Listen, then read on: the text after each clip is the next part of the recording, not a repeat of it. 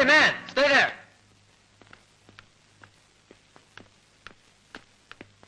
What is this? I am the Filipino staying in 213. You idiot! You think we're fools trying to fool us with a silly makeup and dress. How can I make you understand that I am the same man staying in the same 213 in the same hotel? Hold him. I'll call the police. He's a criminal. Hold him! Hold him! Hold him! Hold him!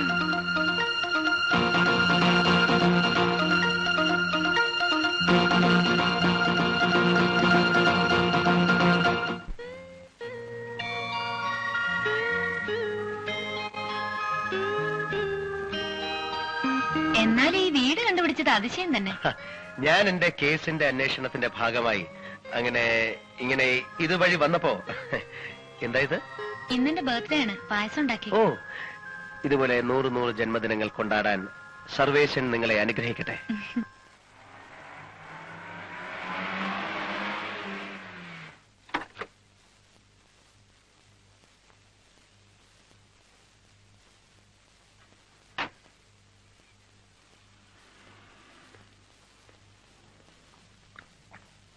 ആഹാ, ഇതാണ് കൈപ്പുണ്യം എന്ന് പറയുന്നത്.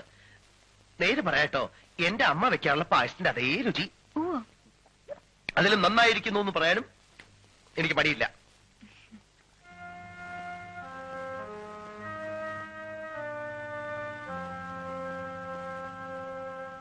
പുറന്നാളായിട്ട് ഞാൻ എന്തെങ്കിലും സമ്മാനം തരട്ടെ? ഞാൻ അറിഞ്ഞില്ല. സമ്മാനൊന്നും വേണ്ട. ഒന്നും പറയണ്ട, ഇത് സ്വീകരിച്ചോ? അയ്യോ, അതൊന്നും വേണ്ട. അല്ല, ഇന്ന് പിറന്നാളായിട്ട് എതിരൊന്നും പറയരുത്, ഒന്നും പറയരുത്. എന്റെ സ്നേഹോപഹാരമായിട്ട് നിങ്ങൾ സ്വീകരിച്ചേ പറ്റൂ. കാട്ടെ, ഹായ്.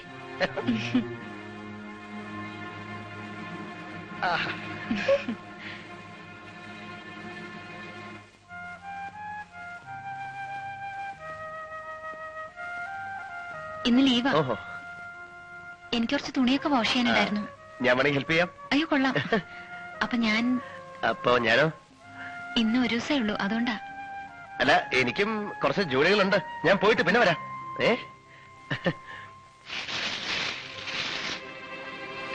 പായസം വളരെ നന്നായിട്ടുണ്ട്.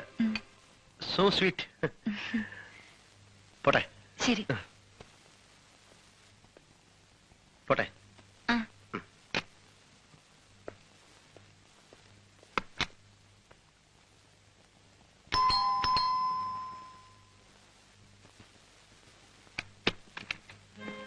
അവന്റെ ബർത്ത്ഡേക്ക് ക്ഷണിച്ചിരുന്നു അല്ലേ? ആരാ അത്? ഒടുവിൽ ആശുപത്രിയിൽ നിന്ന് പോന്നോ? ഞാൻ ചോദിച്ചതിന് മറുപടി പറ. അവൻ എന്തിനാ ബർത്ത്ഡേക്ക് ക്ഷണിച്ചത്? എന്തു പറ്റി? ഞാൻ ആരും ക്ഷണിച്ചില്ലല്ലോ. ഫ്രണ്ട് അവിചാരിതമായി വന്നതാ. എന്റെ ഫ്രണ്ട് ഒന്നും അല്ല അവൻ. എന്തിനാ ഇത്രയും നുണ പറയുന്നേ? മിസ്റ്റർ രാംദാസിന് ഭാര്യയും കുട്ടികളും ഉണ്ടെന്നൊക്കെ എന്നോട് പറഞ്ഞിട്ട് എന്താ കാര്യം? ഞാൻ സത്യം മാത്രമേ പറഞ്ഞിട്ടുള്ളൂ. അവൻ വാച്ച് കെട്ടി തന്നപ്പോ എന്തുകൊണ്ട് വേണ്ടെന്ന് പറഞ്ഞില്ല? അല്ല, എന്താ നിങ്ങളുടെ ഭാവം? എന്നെ ഇഷ്ടപ്പെടുന്ന ഒരു പെൺകുട്ടി മറ്റൊരു അലവലാതിയുടെ കയ്യിൽ നിന്ന് ഒരു സമ്മാനം വാങ്ങുന്നത് ഞാൻ എങ്ങനെ സഹിക്കും? ഇഷ്ടപ്പെടുന്ന പെൺകുട്ടിയോ? എനിക്കറിയാം, അവൻ കുട്ടിയെ വഴിതെറ്റിക്കാൻ നോക്കുകയാണ്. മിസ്റ്ററോ? നിങ്ങളുടെ ഉദ്ദേശം എന്താ? എന്തടിസ്ഥാനത്തിലാണ് ഞാൻ നിങ്ങളെ ഇഷ്ടപ്പെട്ടു എന്ന് പറയുന്നത്? അപ്പോ ആശുപത്രിയിൽ വെച്ച് പറഞ്ഞതൊക്കെ മറന്നോ? എന്തു പറഞ്ഞു? നിങ്ങളൊരു സ്പെഷ്യൽ ക്യാരക്ടറാണ്, എനിക്ക് നിങ്ങളെ ഭയങ്കര ഇഷ്ടമായി എന്നൊക്കെ പറഞ്ഞത്. ആ പറഞ്ഞത് ഈ വിധത്തിലാ എടുത്തത്? ഏത് വിധത്തിലാ പറഞ്ഞത്? ഇഷ്ടത്തിന് ഒരർത്ഥേ ഉള്ളൂ. ഒരു സഹോദരനെ പോലെ ഞാൻ നിങ്ങളെ ഇഷ്ടപ്പെട്ടു എന്നല്ലാതെ.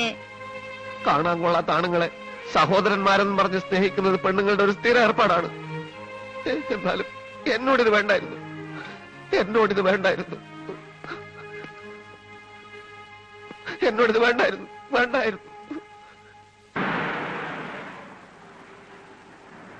Now listen.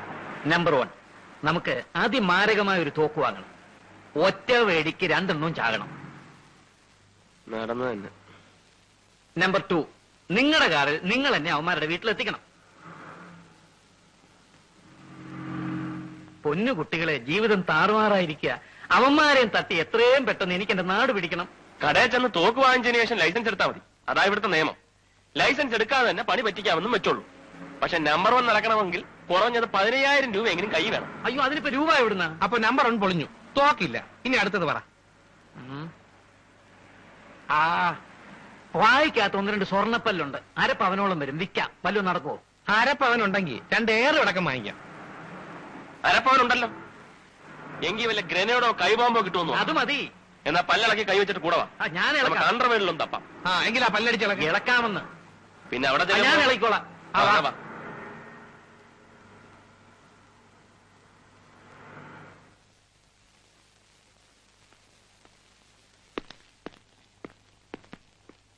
വിജയനോ? നീ എവിടായിരുന്നു? നിന്റെ കേസിന്റെ എൻക്വയറി റിപ്പോർട്ടിൽ ഏത് കേസ്? ഏത് കേസെന്നോ? നേരം വെളുത്തപ്പോ മുതല് പോസ്റ്റ് ഓഫീസിൽ പോയിരുന്ന് എഴുത്തും തിരുത്തുമായിരുന്നു. മനുഷ്യന്റെ തല പൊളിഞ്ഞു. കേസ് അന്വേഷണം എവിടം വരെ ആയി? പുരോഗമിക്കുന്നുണ്ട്. അത് ഞാൻ കണ്ടു. എന്ത് കണ്ടു? കേസിന്റെ പുരോഗമനം. മനസ്സിലായില്ല. എന്നെ കൊണ്ടത് പറയിപ്പിക്കണ്ട. നിനക്ക് എന്ത് പറ്റി വിജയ? നീ മരുന്ന് വല്ലതും മാറിക്കഴിച്ചോ?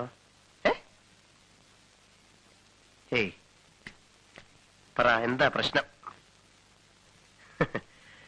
നീ ഇന്ന് എത്ര ചീത്ത പറഞ്ഞാലും ഞാൻ തിരിച്ചൊന്നും പറയില്ല. കാരണം അങ്ങനെയാണ്. ഇന്നൊരു സുദിനമാണ്.